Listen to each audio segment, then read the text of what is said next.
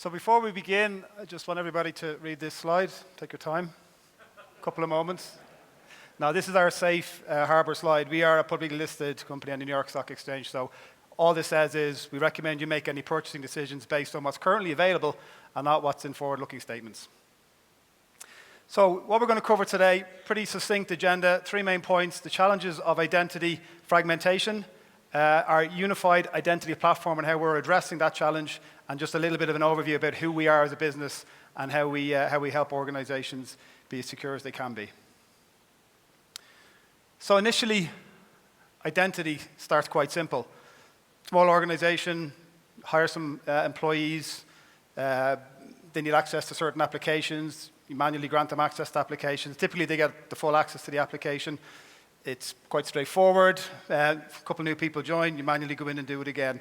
You can manage it on spreadsheets or from memory. It's really quite straightforward. No issues. But then things change. Businesses start to grow. Businesses start to scale. They get hundreds of users, thousands of users, even tens of thousands of users. But users aren't just employees. You've got external contractors, third parties that need to engage and interact with your systems. They need to be secured. They need to be authenticated. And it's not just straightforward on-premise applications. You've got cloud applications. You've got cloud infrastructure like AWS and Amazon or Microsoft. And also access to particular components within your environment, so databases, servers. It gets quite difficult to manage that, certainly manually. Spreadsheets don't work anymore. It becomes extremely complex and very hard to secure. So technology leaders like you are facing a very difficult dilemma. Boards are expecting you to do more with less, while not compromising the operational excellence of the business. The problem is, though, that you're expected to continue to innovate and continue to grow. And with growth comes complexity. And complexity creates vulnerabilities within your system, which makes it very difficult to secure and maintain. But also, you've got hackers that are waiting in the wings, and they're waiting to exploit complex environments that have those vulnerabilities. And today, identity is solved in silos. Identity is the foundation of every touch point, every digital touch point within your organization. But what's happening today is that point products are trying to resolve complex identity challenges, but point solutions cannot do that in complex tech environments. And for large tech vendors, identity is an afterthought. Fragmentation is very, very challenging to manage within your environment. It's very hard to secure. It's very hard to control. It involves a lot of very manual processes. And as we've seen and heard earlier, manual processes require human intervention. And human intervention ultimately can lead to human error. And of course, when you have all this manual intervention, all these manual processes, it leads to increased costs. And when companies and businesses are trying to do more with less, it doesn't help deliver on that strategy. So what we've done at OKTA, we've developed a suite of tools that we call the Unified Identity Platform. It's made up of 3 market-leading products. Many of you may know OKTA for access management. So for access management, it's securing and authenticating your users at the front door to ensure that they are who they say they are and that they only get access to the application that they need to get access to. But also managing the onboarding and offboarding of those employees. What we surprisingly see quite a lot still is employees leave an organization, but the tools and the visibility and technology isn't in place to offboard those automatically. So weeks, months later, former employees still have access to systems. We do that through multi-factor authentication to make sure they are who they say they are, and single sign-on. Then we have OKTA Identity Governance, which uses access requests and certificates to minimize the amount of unnecessary access that users have within the organization.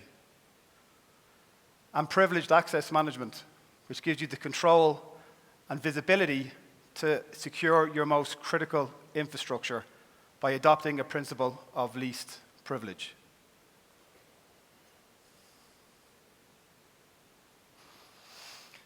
So what's the value, what's the benefit of a unified identity platform? Well, first off, it's better and stronger security. It mitigates modern security risks.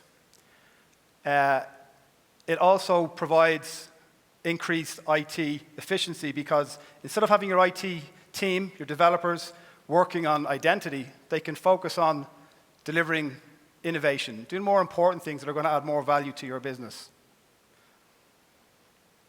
And it also improves end user productivity. So when you have users that can get access to the applications that they need to get access to, when they need to get access to them in a safe, secure, frictionless experience, it means that they're going to be much more productive and much more effective. This was a study that Gartner did back in 2022, saying that by 2025, which is next year, 70% of new access management, IGA, and PAM deployments will be on converged platforms. So who's Okta? Who are we? Maybe get a show of hands. Who has heard of Okta before? Okay, we have a bit of work to do, so. So we are an identity company. All we do is identity. We created the identity category about 12, 13 years ago when our founders identified that there was no real independent, neutral focus on delivering identity to customers. Currently, we're San Francisco based. We have about 6,000 employees that purely focus on identity. It's all that we do. We don't do anything else.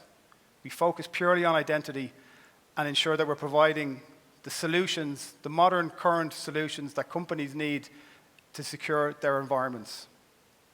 We are leader in the Gartner Magic Quadrant for the last 6 years in a row.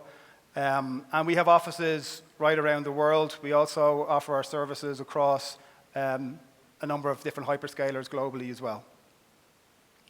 Now, pretty much everything that we talked about was all around Workforce Identity Cloud, which is super important. But what about your customers? What about the end users of your product, of your service, of your solutions? So when you pull out your phone, you have 10, 20, 30 applications on your phone, which are consumer applications. So whether it's ordering a pizza from a company, whether it's online shopping, banking, you are a consumer using a consumer application that's delivered and provided to you by that company. So at Okta, along with our Workforce Identity Cloud, we have our Customer Identity Cloud as well. And this scales out to hundreds of thousands, millions of users. So I'm sure you're all familiar with ChatGPT. So OpenAI, when you register and log into OpenAI, that's managed through Okta, and there's tens of millions of users using ChatGPT. So we provide an end-to-end identity solution to secure your employees, your third-party companies, and your customers to provide a secure, authenticated, frictionless experience to ensure that they can access all the applications that they need to when they need to. So we've been working here in South Africa for quite a few years. We've worked with some very large companies here. They trust us to deliver on their identity challenges and their identity requirements. We'd be very keen to speak to any of you. And I'm not sure if we're doing Q&A now, but if not, 10 minutes in, we're good. That's it. We're good. So anyone have any questions?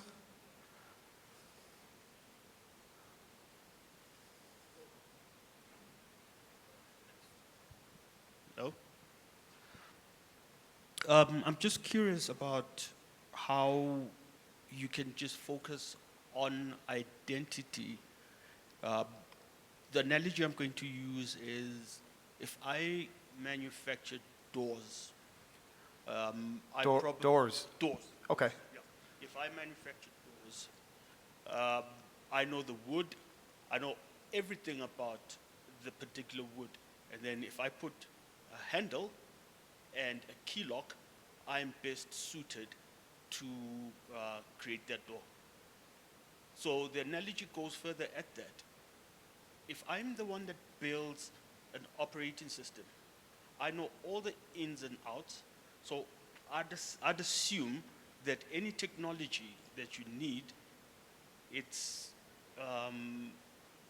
it makes sense that I would actually do it better than someone else as a third external party. Using that same analogy, what am I missing? Where does that gap come in? Because if you're saying you've got 6,000 people doing nothing but identity, I'm missing something as to where is that gap. Okay, so if you build an operating system, you've built a product, you've built a solution, and you secure that.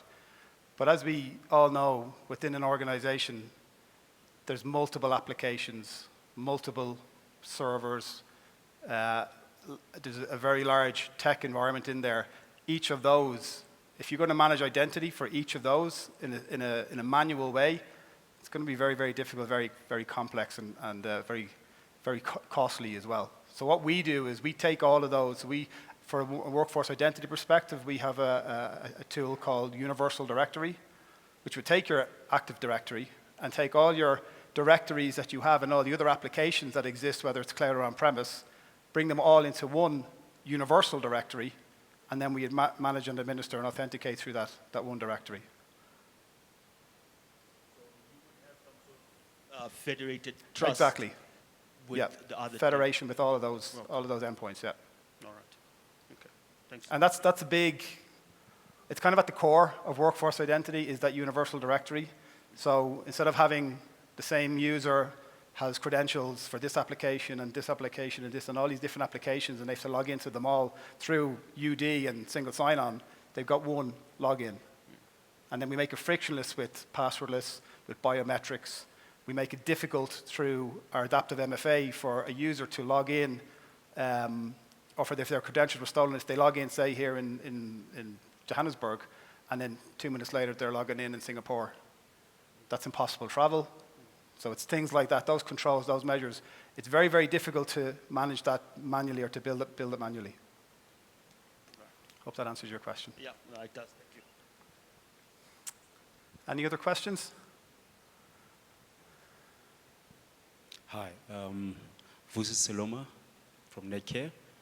I'm curious, and this might not be directly directed to OKTA, but maybe you might tickle my itch. I mean, I scratch my itch. I'll try scratch your itch. Metaphorically, though. As long as it's clear it's metaphorically, then we're good. So, I've always wondered between corporate identity and personal identity on the digital space. Do you find that there might sometimes be a bit of an overlap? For instance, let's say I would have a LinkedIn account, and I would be employed in a space where I need to do my work on LinkedIn. Maybe I'm a recruiter or whatever the case may be. And you can see there's almost like an overlap in identity there. Do you find that problem or that situation occurs? And does OKTA have means of managing and maybe taking or actually solving the problem for the identity owner itself? Yeah, I think, and it was discussed at the panel earlier on about the kind of blurred lines between your employees' business world and then their personal world as well. So a lot of companies have mobile devices that employees access their business applications on the mobile device, but they also have their Amazon account and their LinkedIn and their Facebook and so on the same device. So I think what's really important is to draw those hard lines in between the two. So, through mobile device management, you can restrict what can be done on that mobile device. But also, you don't want to lock down. A lot of people don't want to carry two phones around, one for work and one for personal. So it is a challenge, but we do have the tools in place to have those kind of soft walls, let's say, where the company is protected and secured, but still doesn't restrict the user from using the applications that they need to if it's in that scenario, because it is kind of for business as well, but also allowing them to use their personal applications in a safe and secure way as well. Do you find that, end users, sometimes they can be pedantic in terms of, well, they don't buy in because of that extra effort of moving from your corporate identity into your personal identity and back and forth. Do you find that that is an issue that is prevalent across the board? I do, yeah, I do. But I think we have to get tougher.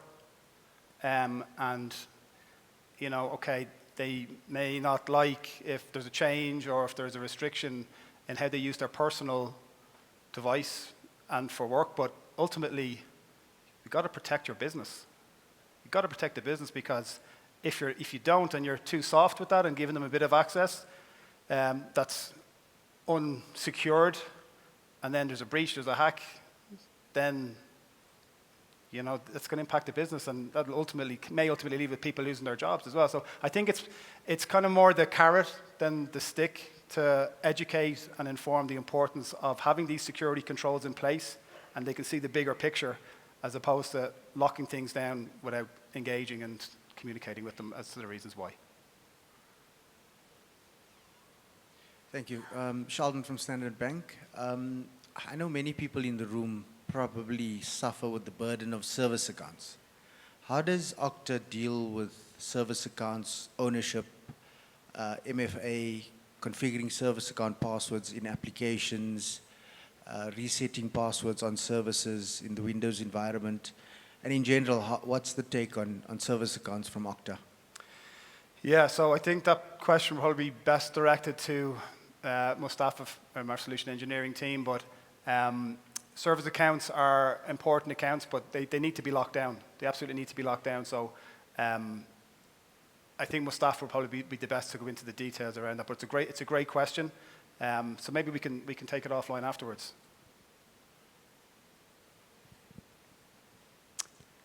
Time for another question? No? Great. Well then, thank you very much. I really appreciate you listening to me this morning. Thank you.